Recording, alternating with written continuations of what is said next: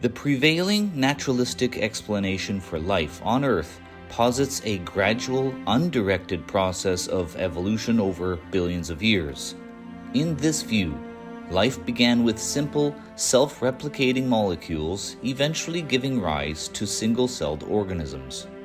The primary mode of reproduction for these earliest life forms is said to be asexual, a process of cloning such as binary fission, where one cell divides to become two genetically identical copies. This method is efficient, simple, and requires only one individual. Natural selection, the proposed engine of this process, would have favored these efficient and successful replicators for eons.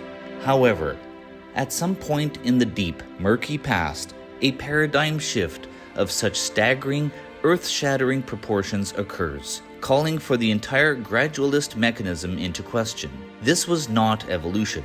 It was a biological Big Bang, an explosion of complexity and interdependence that had to be perfectly functional from its very first instant to have any chance of survival. It is the emergence of sexual reproduction. This is not a minor tweak, but a fundamental reinvention of life's most crucial process. The naturalistic model suggests that through a series of random genetic mutations, a complex two-sex system somehow evolved from a one-sex system. This transition presents a profound statistical and logical dilemma. It necessitates the simultaneous complementary development of two distinct sexes, each with wildly different yet perfectly synchronized reproductive systems. The notion that this intricate duality emerged by chance, not once but successfully, in a viable male and a viable female at the same time and in the same place to begin a new lineage, stretches the limits of credibility and points toward a reality far more intentional. To fully appreciate the impossibility of this chance occurrence, one must consider the breathtaking complexity and complementarity of the male and female reproductive systems. They are not merely different, they are engineered to complete one another with a precision that defies blind assembly. The male system is designed for production, storage, and delivery. Its core component, the testes, are sophisticated factories that must continuously produce millions of microscopic sperm cells.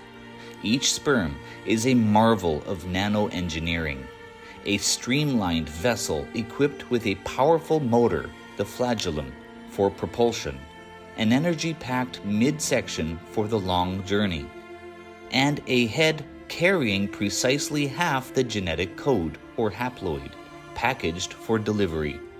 This system includes a complex network of ducts for maturation and storage, and glands that produce a nutrient-rich protective fluid, called semen, that nourishes the sperm and protects it from the acidic environment of the female reproductive tract. Each aspect, from the pH balance of the semen to the whip-like action of the flagellum, must be perfectly calibrated for a single purpose: to successfully reach and fertilize an egg. Conversely, the female system is designed for reception, nourishment, and development. The ovaries must not only produce the egg, the largest cell in the human body, rich with nutrients, but also release it at a precise time in a cycle governed by a delicate symphony of hormones. The egg is then captured by the fallopian tubes, whose fimbriae act like delicate fingers and whose internal lining is covered in cilia that create a current to gently guide the egg forward.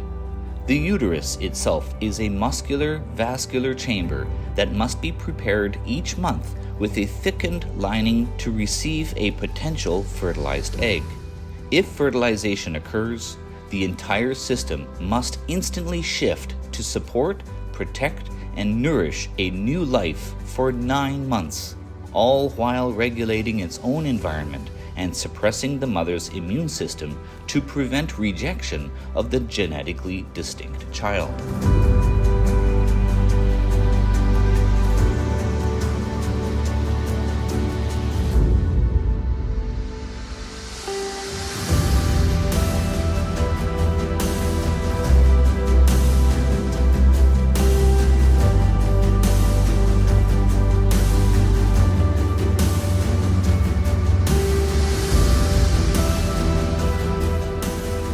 The true miracle, however, is not just the complexity of each system in isolation, but their absolute interdependence. For sexual reproduction to occur, both systems must be fully functional and perfectly complementary from the very first moment. A half-formed, non-viable sperm is useless without a receptive, viable egg. A released egg is a wasted opportunity without sperm capable of reaching and penetrating it. Consider the genetic mechanism itself, meiosis.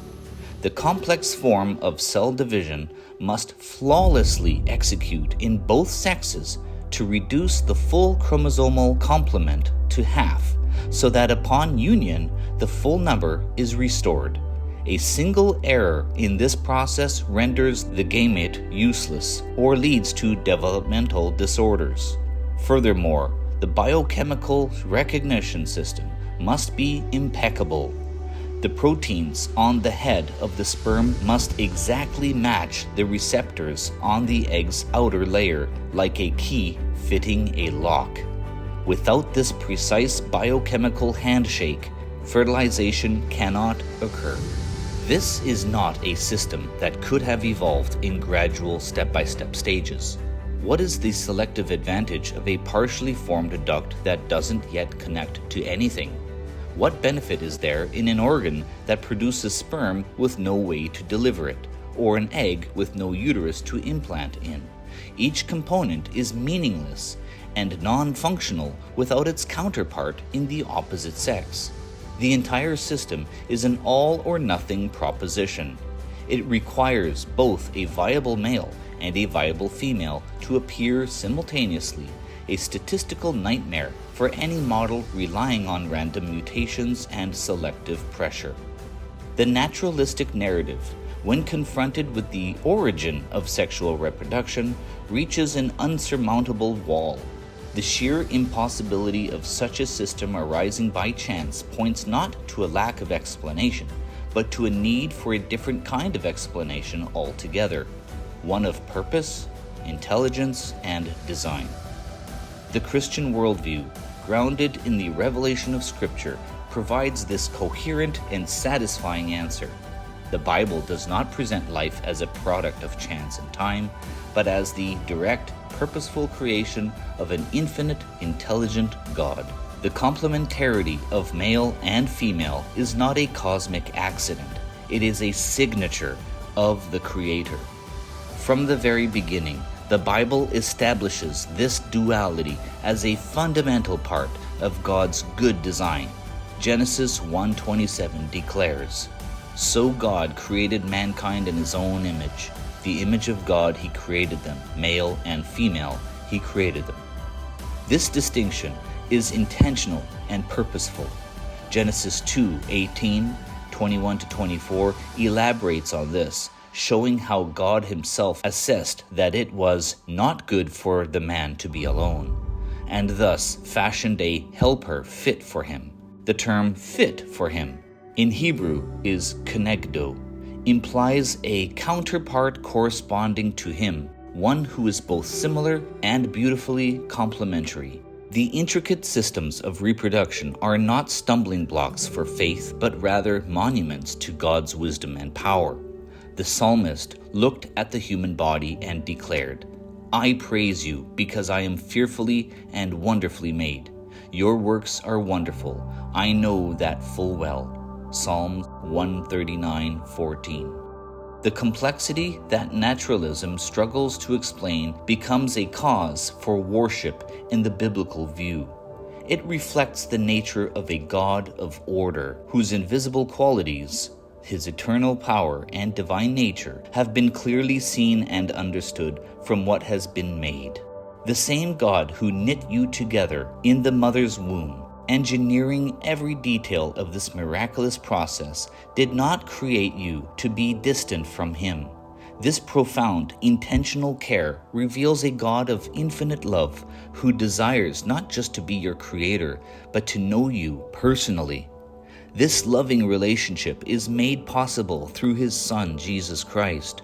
If you want to understand more about how you can have a personal relationship with the God who designed you and the universe for a purpose, I invite you to click the link in the description below to hear my gospel message.